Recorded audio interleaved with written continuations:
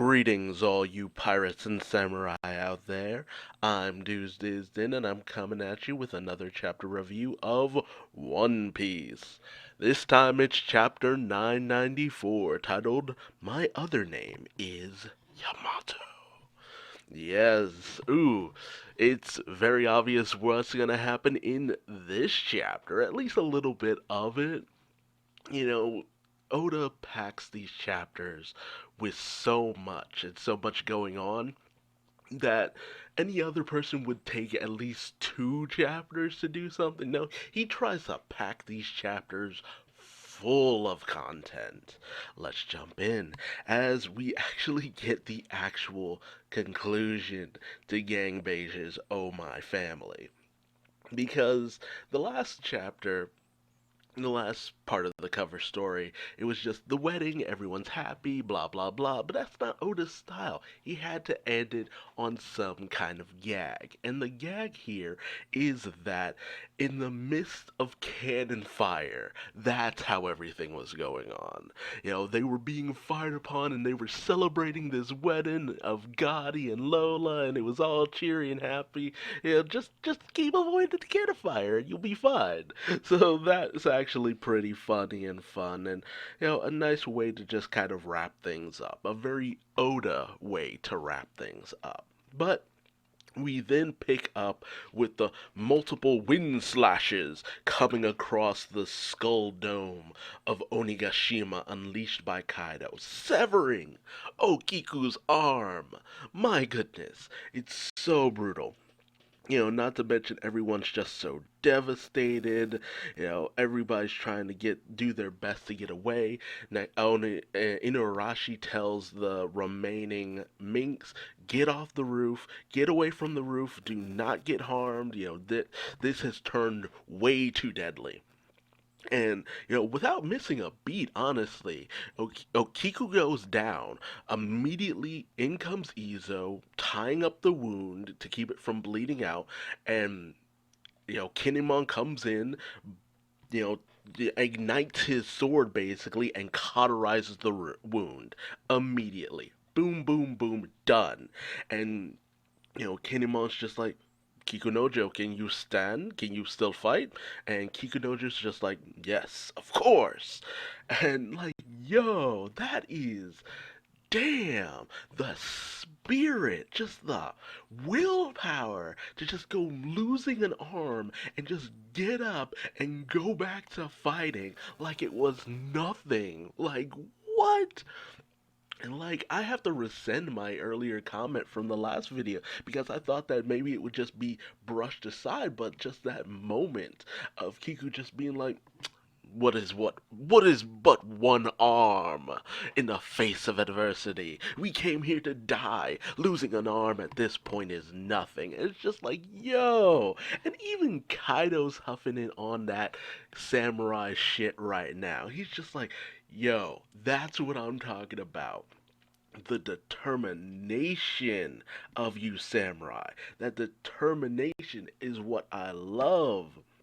Like, it was that determination that was in Roger. It was when Whitebeard, they knew how to do that shit.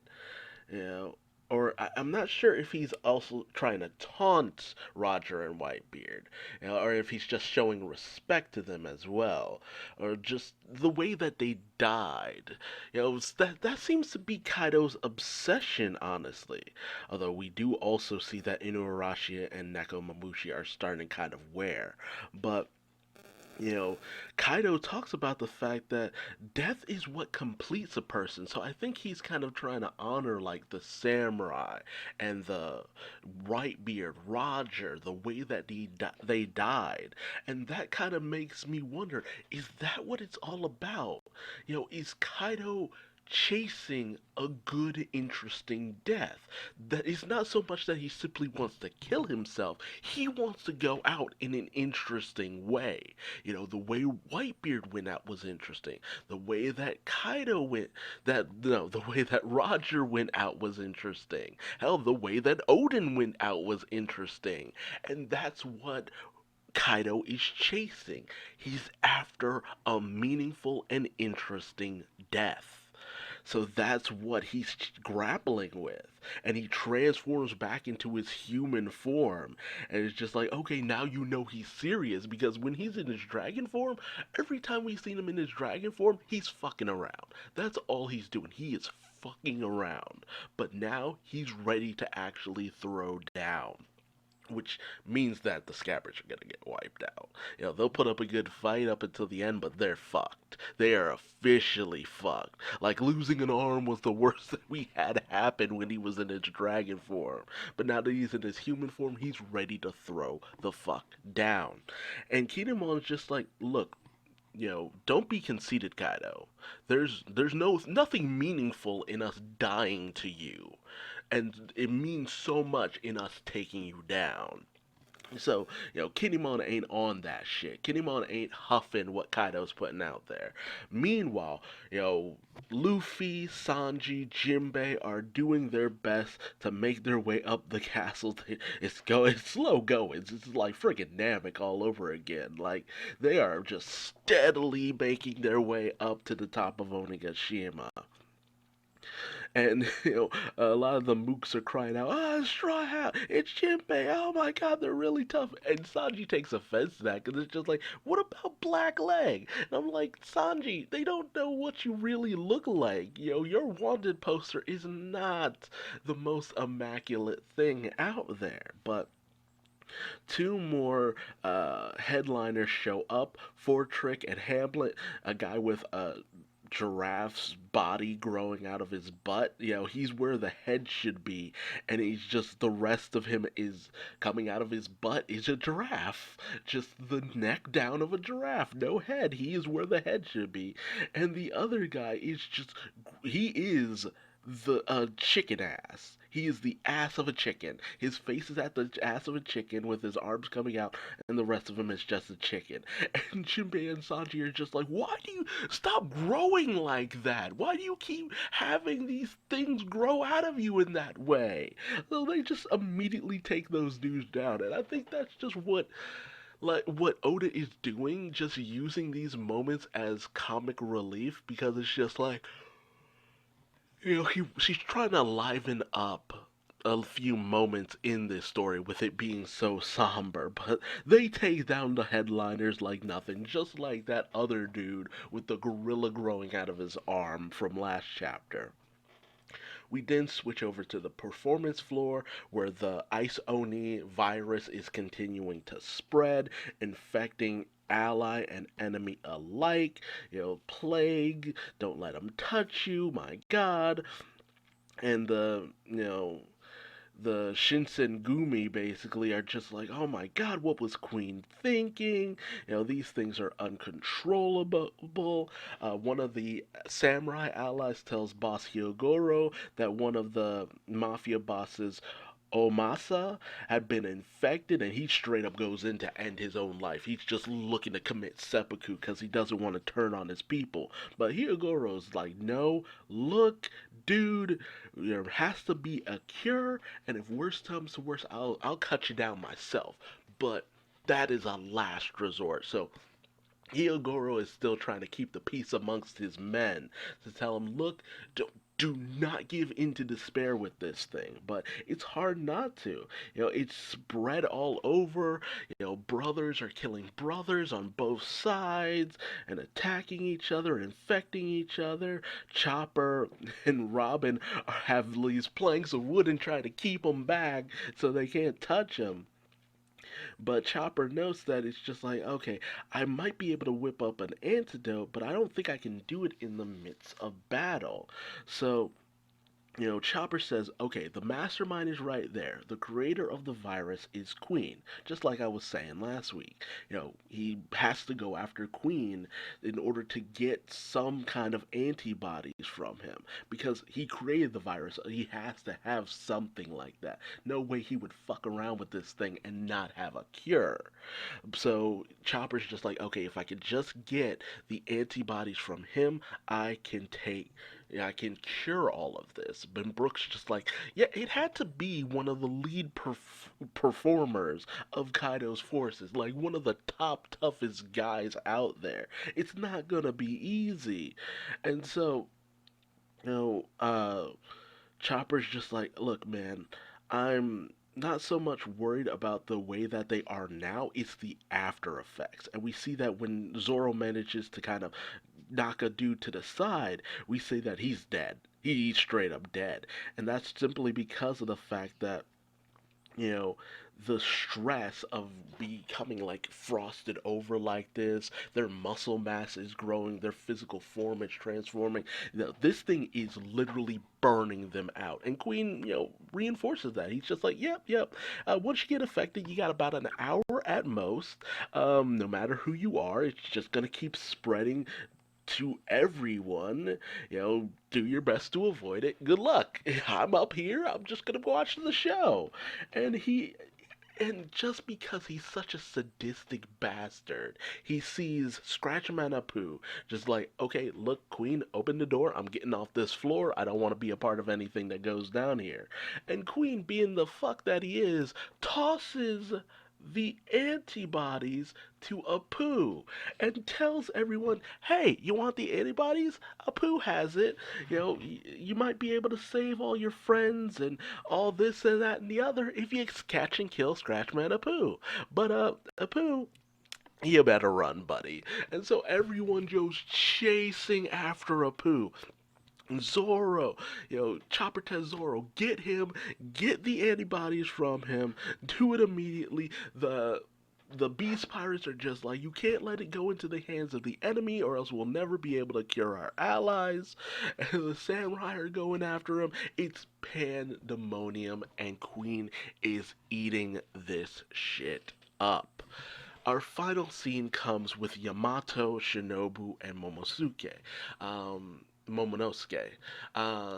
Shinobu has been just pierced with a whole bunch of arrows and blown to shit.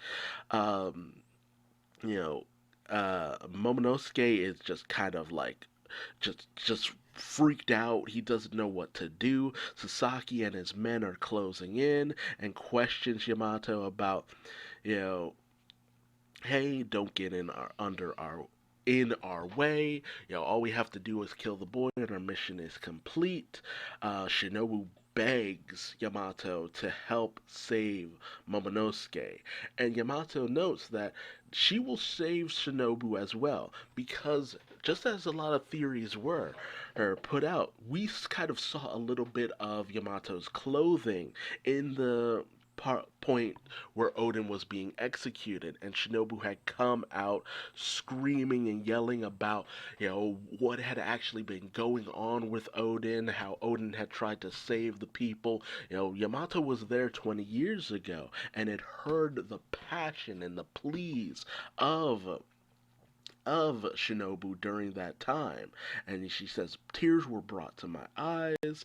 You know, the life of Kazuki Odin brought tears to my eyes, and she's suddenly just blasted with all this cannon fire. Like Sasaki wasn't looking to just mess around here. It's just like, no, I just want to kill this kid and be done. But Yamato just unfazed, bruised but unfazed by all that destruction, and goes on to just tell her story because he's just like, no, listen to my story.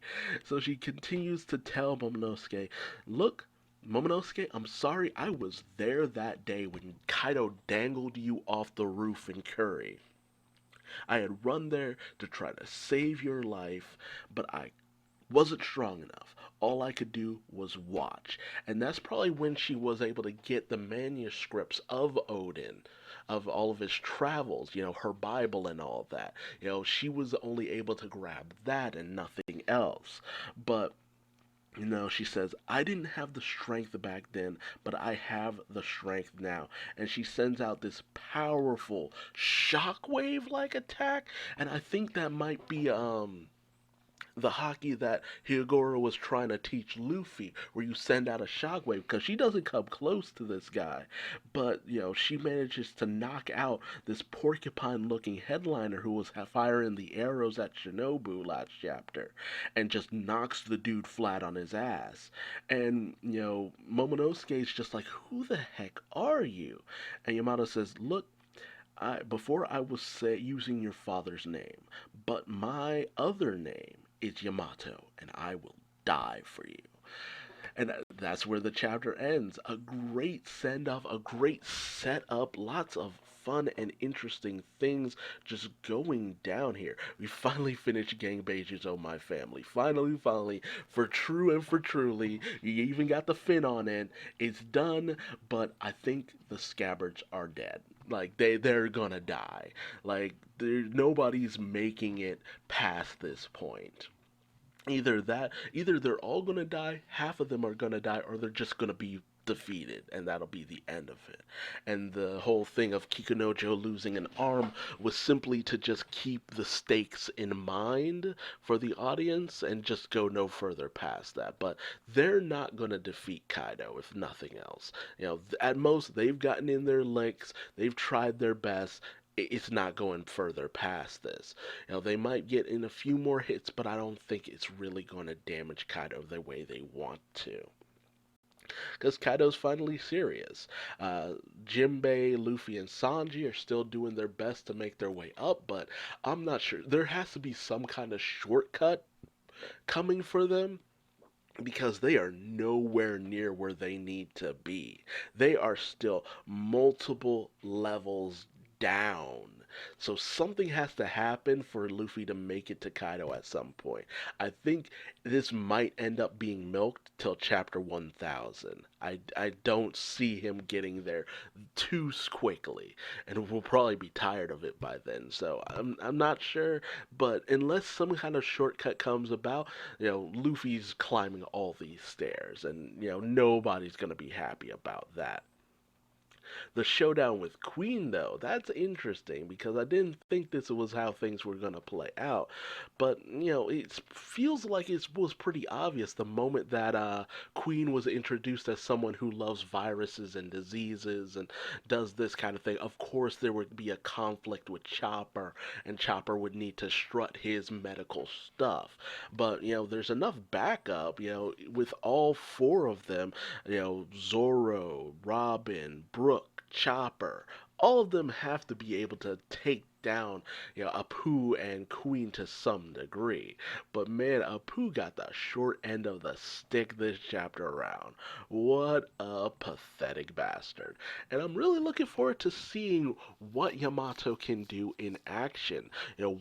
How strong is she? How good of a showing will she put out there? It should be fun.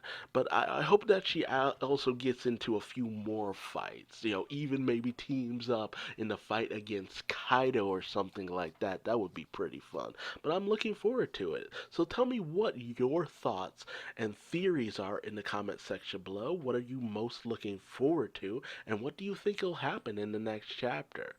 And if you like this video, leave me a like. If you didn't, feel free to leave me a dislike. Subscribe and hit the bell icon. That way you don't miss out on another chapter review. We unfortunately have a break next week, so it'll be 2 weeks until the next chapter of One Piece. Sad face. We're definitely not making it to chapter 1000 by the end of this year.